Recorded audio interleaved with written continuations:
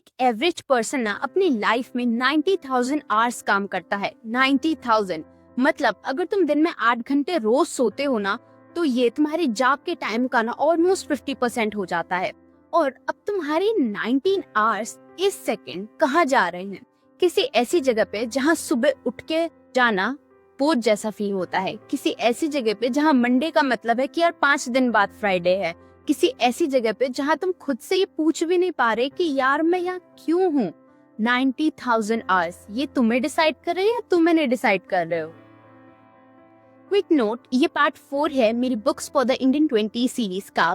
Part 1 post college confusion पे था, part 2 family pressure पे और पार्ट 3 मनी माइंडसेट पे। आज हम करियर कंफ्यूजन के बारे में बात करेंगे। और अगर ये बाकी के पार्ट्स तुम्हें देखने हो ना, तो ऊपर आई बटन में जाके तुम देख सकते हो और मेरे चैनल को ना सब्सक्राइब कर लो ताकि कोई भी वीडियो ना तुमसे मिस ना हो। पहले बात ये समझो कि गलत करियर में होना ना एक ऑब्वियस चीज नहीं होती है। कोई भी तुम्हें डायरेक्टली आके ये नहीं बोलता कि कंग्रेचुलेशन तुमने गलत करियर चूज कर लिया है। कोई बजर नहीं बजेगा, कोई रेड फ्लैग नहीं दिखेगा। ये ना एक बहुत ही स्लो प्रोसेस होती है, इतनी स्लो कि तुम्हें ना इनिशियली पता ही नहीं चलता है कि कब ये होने लगती है। पहले साल थोड़ी एक्साइटमेंट होती है, लर्निंग फेज होता है, तो लगता है कि सब एडजस्ट हो जाएगा। दूसरे साल रूटीन बनता है, बोरिंग होने लगती है चीजें, बट फिर ये आता है कि यार सारी जॉब्स ही ऐसी होती हैं। तीसरे साल एक नमनेस सी आने लगती है, तुम उठते हो, काम करते हो, घर आते हो, स्क्रॉल करते हो, सो जाते हो और यही रिपीट होने लगता है। और फिर ये होता है कि यार यही तो लाइफ है ना। और वो 90,000 आवर्स एक एक करके ना कटते रहते हैं इसी नमनेस में। कई फैमिलीज में ना तुम्हारा जो करियर है वो सिर्फ तुम नहीं चूज कर रहे होते हो। वहाँ पे पापा का पैसा लगा है, फीस उन्होंने भरी है, मम्मी ने रिलेटिव्स को प्राउडली बोला है तुम्हारे करियर के बारे में, और तुम्हारी फैमिली जो है ना वो ऑल इन ऑल एक आइडेंटिटी बिल्ड करने लगती है तुम्हारे करियर के अराउंड। इसीलिए ना तुम छोड़ नहीं सकते और छोड़ भी नहीं पाते, क्योंकि सैक्रिफाइस ही इतने हुए हैं, तुम्हें गिल्ट होने लगता है एक। बट इसमें तुम्हारी कोई गलती नहीं है, ठीक है? तुम सिर्फ गलत जगह पे हो। और ऐसे सिचुएशन में क्या करना होता है ना, वो कई लोग नहीं बताते हैं, लेकिन ये 5 बुक्स तुम्हें जरूर बताएंगी। पहली बुक ये ना तुम्हारे ये बिलीफ खत्म करेगी कि करियर ना एक डेस्टिनेशन है। नहीं भाई, करियर ऐसा नहीं होता है कि तुमने एक बारी चूज कर लिया, उसमें सेटल हो गए और फिर हमेशा हमेशा के लिए उसी में ही रहे। नहीं।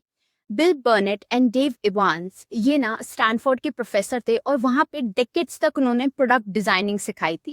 लेकिन एक दिन उन्होंने अपने आप से पूछा कि यार हमने अपने प्रोडक्ट्स को हम इतना केयरफुली डिजाइन करते हैं, तो वो सेम चीज हम अपनी लाइफ के साथ क्यों नहीं करते हैं? इसीलिए उन्होंने एक कोर्स बनाया जो स्टैनफोर्ड का मोस्ट फेमस कोर्स बना और बाद में जाके एक बुक।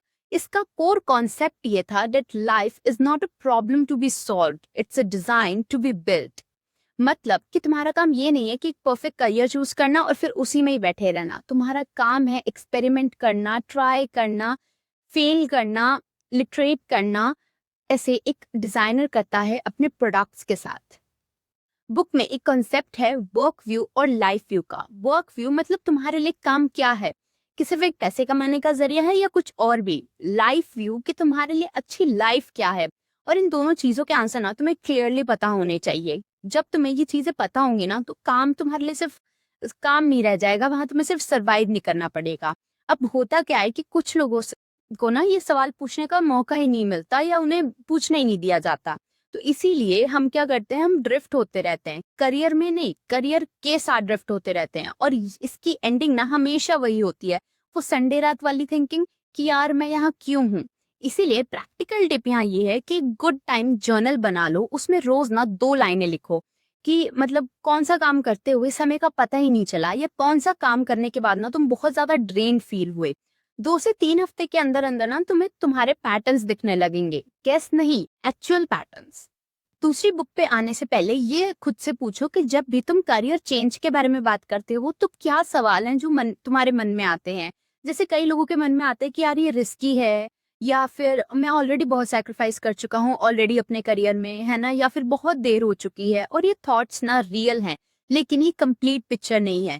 जेनी ब्लेक जो गूगल में काम करती थी एज अ करियर कोच, उन्होंने कहा है कि करियर चेंज करना क्लिफ से कूदना नहीं है, ये एक पिवट है, स्मॉल, कैलकुलेटिव एंड एक एक स्टेप।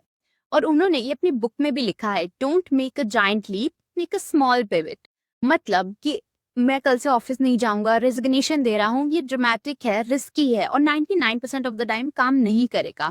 इंस्टेड कि अभी जो तुम करंट काम कर रहे हो उसमें ना एक ऐसा एलिमेंट ढूंढो जो तुम्हें जेन्युइनली इंटरेस्ट करता है, जिसमें तुम्हारा इंटरेस्ट है, वो तुम्हारा पिवट है। उसे ना तुम साइड में परस्यू करना शुरू करो, और जब तक वो स्ट्रांग ना हो जाए ना तब तक स्विच मत करना। फॉर एग्जाम्पल कि तुम एक सॉफ्टवेयर इंजीनियर हो और कोडिंग से ज्यादा ना तुम्हें प्रेजेंटेशन और क्लाइंट कॉल्स पसंद है, वो 2 घंटे तुम्हारे लिए बेस्ट है। तो तुम क्या कर सकते हो कि सीधा कोडिंग से वर्कआउट करने की बजाय तुम सेल्स और प्रोडक्ट प्रेजेंटेशन पे ध्यान दे सकते हो। सेम इंडस्ट्री है, अलग रोल हो जाएगा, ये तुम्हारा पिवट होगा। ठीक है, जो चेंज होता है वो स्लोली होता है, एक झटके में नहीं होता है। अब यहाँ एक और चीज है कि कई लोगों के लिए ना ये पिवट जो होता है सिर्फ रोल का नहीं होता है, कभी कभी आइडेंटिटी का भी होता है। फॉर एग्जाम्पल कि मैं इंजीनियर हूँ या सीए हूँ, जो भी जिस भी रोल में तुम हो, तो ये आइडेंटिटी तुमने और तुम्हारी फैमिली ने ना बहुत टाइम लेके बनाई होती है। तो जब तुम शिफ्ट करते हो तो ऐसा लगता है कि तुम इसे तोड़ रहे हो, बट एक्चुअली में तुम इसे तोड़ नहीं रहे होते हो, तुम कुछ नया बना रहे होते हो। तो प्रैक्टिकल टिप यहाँ ये है कि अभी जिस भी करंट जॉब में तुम हो ना, उसमें 20% वो चीज ढूंढो जो ना जहाँ तुम अलाइव फील करते हो, जिस टाइम करते हो उसे ढूंढो, वो तुम्हारा पिवट है। उसे लिखो और वहीं से ना तुम्हारा रियल डायरेक्शन शुरू होगा। हमने कई बार सुना होगा दैट स्पेशलाइजेशन ही सब कुछ है। 10,000 आवर का रूल भी सुना है कि एक चीज पकड़ो, उसमें एक्सपर्ट बनो, डीप डाइव करो, सिर्फ एक। लेकिन उन लोगों का क्या जो हर अलग अलग चीज में इंटरेस्ट है, जिनका जो एक फील्ड से दूसरी फील्ड में जाते ही रहते हैं और वो फील करते हैं कि यार मैं कितना कंफ्यूज्ड हूँ या मुझ में ही कुछ प्रॉब्लम है। लेकिन डेविड एप्स्टीन रिसर्चर ये कहते हैं that in most field journalist thrive. मतलब जो ये लोग डिफरेंट डिफरेंट चीजें एक्सप्लोर करते हैं ना, जो बाहर से कंफ्यूज लगते हैं, वो एक्चुअली एक एज क्रिएट कर रहे होते हैं। उनका ये जो डाइवर्स एक्सपीरियंस होता है ना, वो उनकी वीकनेस नहीं होता है, उनका वेपन होता है।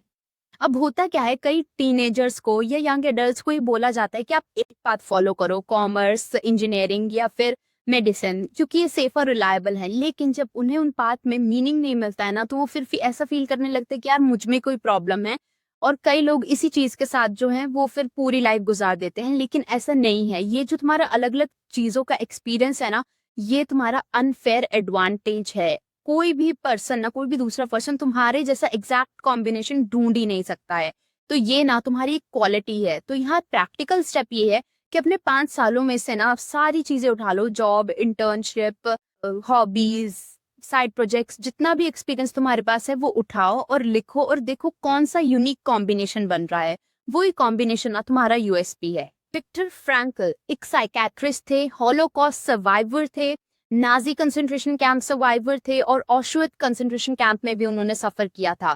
और वहां पे उनसे उनकी फैमिली, फ्रेंड्स, डिग्निटी सब कुछ छिन गया था। और ऐसी सिचुएशंस में भी उन्होंने एक बहुत ही स्ट्रॉन्ग ऑब्जर्वेशन की थी कि इन कैंप्स में ना वो लोग सर्वाइव नहीं कर रहे थे जो फिजिकली बहुत ज्यादा स्ट्रांग थे, बल्कि वो लोग कर रहे थे जिनके पास ना जीने का कोई रीजन था, कोई मीनिंग था। और यहाँ पे उनकी ना एक बहुत ही फेमस लाइन आती है that he who has a why to live can bear anyhow। अब यही चीज ना तुम अपने काम पे अप्लाई कर लो। जब तक तुम्हारे काम में कोई मीनिंग नहीं होगा ना, कोई भी सैलरी ज्यादा नहीं लगेगी, कोई भी पर्क काफी नहीं होगा, और कोई भी इंक्रीमेंट ना सेटिस्फाई नहीं लगेगा। इसीलिए तुम्हें अपना वाई ढूंढना बहुत जरूरी है, क्योंकि बिना वाई के ना हर मंडे और हर घंटा ना हैवी ही लगता है। लेकिन होता क्या है कि हम अपने 20s में ना इन सब चीजों पे सोचते ही नहीं है। हमारा ध्यान होता है कि सैलरी कितनी है, ग्रोथ कितनी है, ब्रांड कितना अच्छा है, बस इन सब में। और इन सब चीजों में हम ये पूछना भूल जाते हैं कि ये काम हमें करना क्यों है। लेकिन फ्रैंकलिन कहते हैं कि ये सवाल ना बहुत ही जरूरी है, क्योंकि बिना वाई के कोई भी हाव ना लॉन्ग टर्म में काम नहीं आएगा। तो प्रैक्टिकल स्टेप यहाँ ये है कि अपने आप से ना एक सवाल पूछो कि अगर इस काम में मेरी सैलरी सेम रहे और कोई मुझे ना जाने, तो क्या मैं तब भी ये काम करूंगा? और अगर तुम्हारा जवाब ना है, तो मतलब तुम्हारा वाई मिसिंग है। 5वीं बुक सबसे स्पेसिफिक और सबसे actionable, Nicholas Lore, career coach और डेकेड्स का एक्सपीरियंसेस है उनके पास। उन्होंने हजारों लोगों के साथ काम किया है जो गलत करियर में थे, और उन्होंने ना एक पैटर्न नोटिस किया है जो ऑलमोस्ट हर किसी में था। उन्होंने ये देखा है कि जो भी लोग गलत करियर में है ना, इस वजह से नहीं क्योंकि उन्होंने गलत चॉइसेस की है, बल्कि इसलिए कि करियर डिसाइड करने से पहले ना उन्होंने अपने आप से ये सवाल नहीं पूछे कि वो चाहते क्या हैं।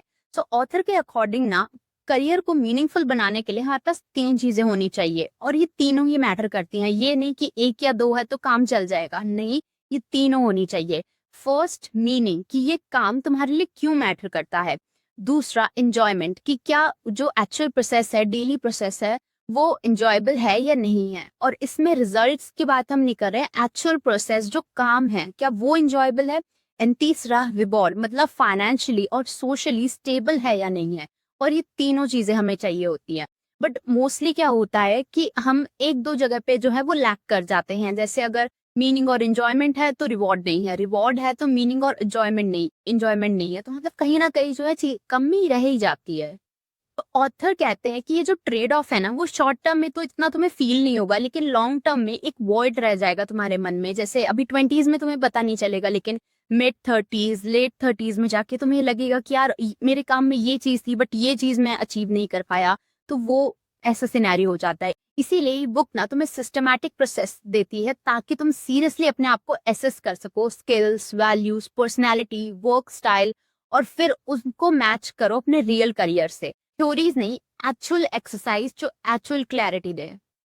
प्रैक्टिकल स्टेप यहाँ पे ऑथर के ना कोर एक्सरसाइज में से है कि तुम तब क्या करते जब अगर तुम्हें पता हो कि तुम फेल नहीं होगे और मनी तुम्हारा कंसर्न नहीं है।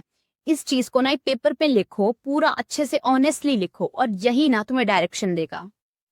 अब ना मैं तुमसे एक सिंपल सा सवाल पूछती हूँ कि क्या तुम खुश हो। देखो, सैलरी है, अच्छी जॉब है, हर चेक बॉक्स में ना टिक टिक टिक लगे हुए हैं, लेकिन अंदर से ना एक वॉइड है दिल में, और वो ना किसी भी चीज से नहीं भरती है, कभी भी नहीं भरती है। और ये फीलिंग ना कोई वीकनेस नहीं है, ये एक सिग्नल है कि शायद जहां तुम अभी हो ना, हाँ तुम नहीं बिलोंग करते हो। और ये जो फीलिंग है ना वो फ्री नहीं है, पूरी लाइफ तुम्हें इसकी कॉस्ट भरनी पड़ेगी। इसीलिए ये जो चीजें होती है ना कि कुछ मिसिंग है वाली फीलिंग, या फिर सैलरी आने के बाद भी सेटिस्फैक्शन ना मिलने वाली फीलिंग, ये कोई ओवर रिएक्शन नहीं है। ये सवाल है तुमसे कि तुम कहाँ जा रहे हो, और इसका जवाब देना ना तुम्हारी रिस्पॉन्सिबिलिटी है। गलत करियर चूज करना तुम्हारी गलती नहीं है, लेकिन वहां टिके रहना वो तुम्हारी गलती है। अब ये गलती तुमसे ना हो उसके लिए तुम्हें तीन चीजें याद रखनी है। पहली, कि करियर डेस्टिनेशन नहीं है, डिजाइन है। तो एक्सपेरिमेंट करो, लर्न करो, लिटरेट करो, पिविट करो, ठीक है, छोटे छोटे स्टेप्स लो सही रास्ते की तरफ। दूसरी, तुम्हारी रेंज तुम्हारी वीकनेस नहीं है, तुम्हारा वेपन है। ये जो अलग अलग जगह पे तुमने टाइम लगाया है ना, वो वेस्ट नहीं है, वो तुम्हारा अनफेयर एडवांटेज है। एंड तीसरा, जो भी काम कर रहे हो ना उसमें अपना वाई ढूंढो, क्योंकि जब तक रीजन नहीं होगा ना कोई काम नहीं टिकेगा। तो ये था part 4 and last part of our series books for the Indian 20s। और अगर ये सीरीज तुम्हें अच्छी लगी हो और अगर ऐसी ही बुक वीडियोस तुम्हें देखनी है तो मेरे चैनल को सब्सक्राइब कर लो। कमेंट में मुझे बताओ कि 90,000 वाला फैक्ट सुन के तुम्हारा पहला रिएक्शन क्या था, मुझे एक वर्ड में बताना। और अगर ये वीडियो हेल्पफुल लगा हो तो इसे लाइक एंड शेयर जरूर करना। And I will see you next time. Take care and happy reading.